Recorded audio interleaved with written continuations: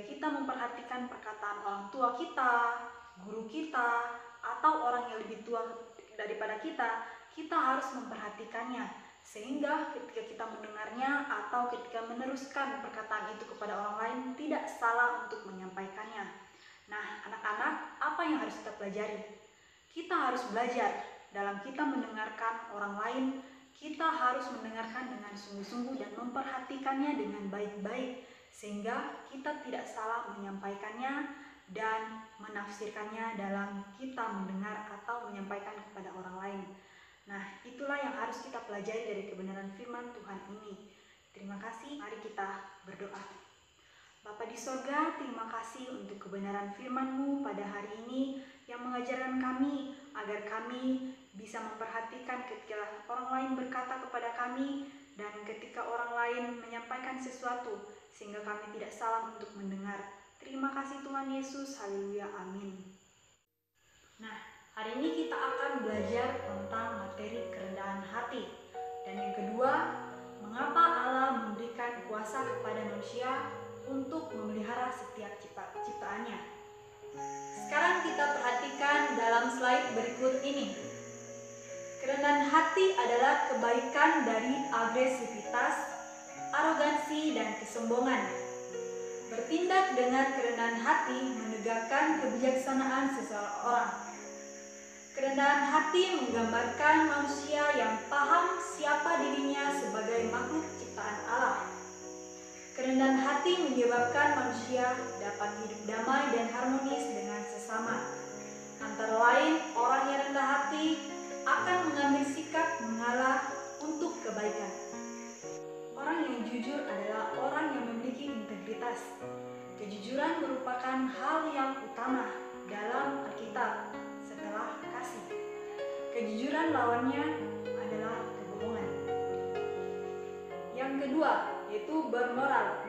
Nah, di dalam kitab 1 Korintus 6 ayat 19-20, Yesus memberikan daftar tindakan yang merupakan tindakan tidak bermoral, yaitu yang pertama, pikiran jahat, pembunuhan, perzinahan, pencabulan, pencurian, saksi dusta, fitnah, dan masih banyak lagi yang lain.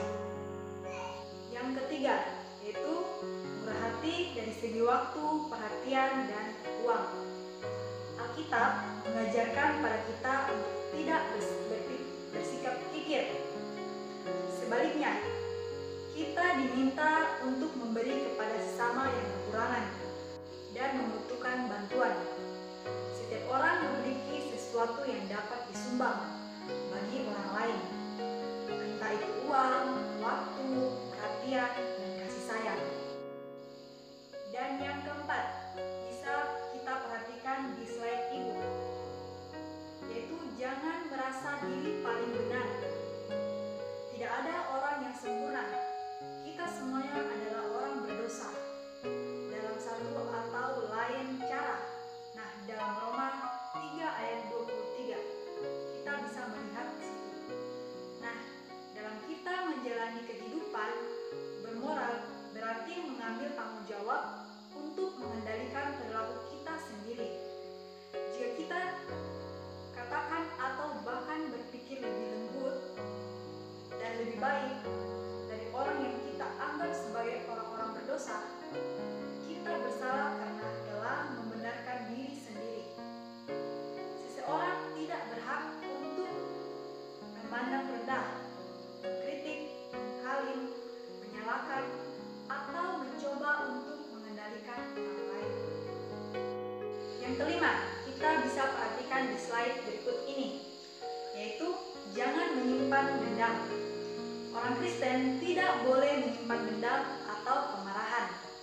Bahkan Yesus katakan, sebelum berdoa, berdamailah dulu dengan saudaramu.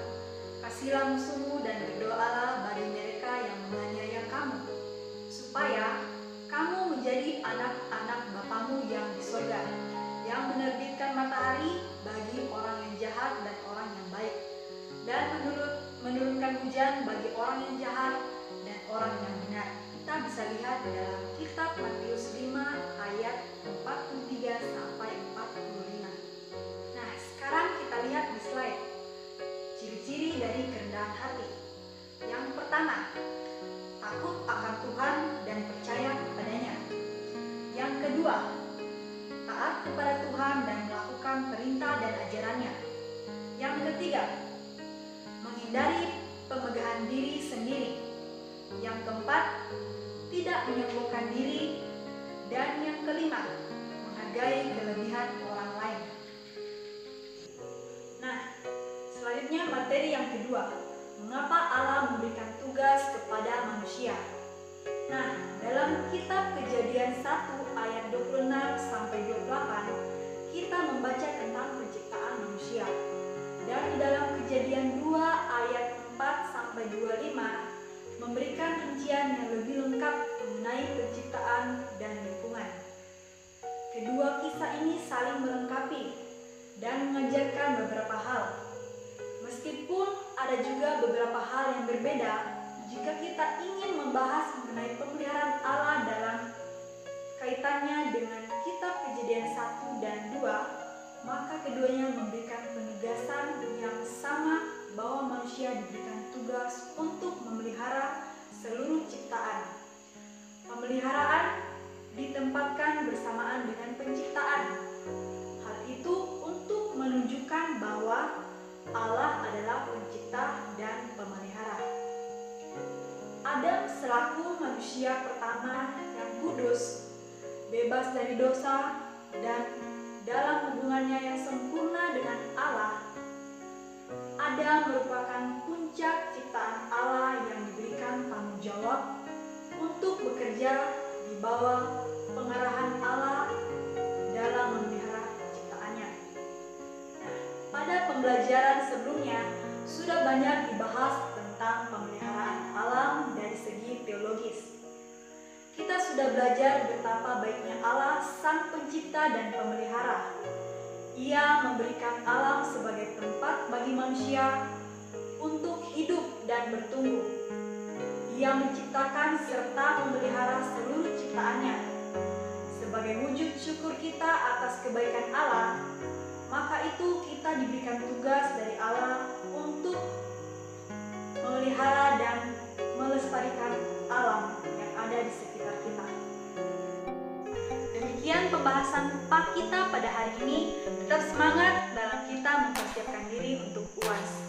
Ibu harap kalian tetap menjaga kesehatan dan tetap semangat dalam belajar. Terima kasih. Tuhan Yesus memberkati.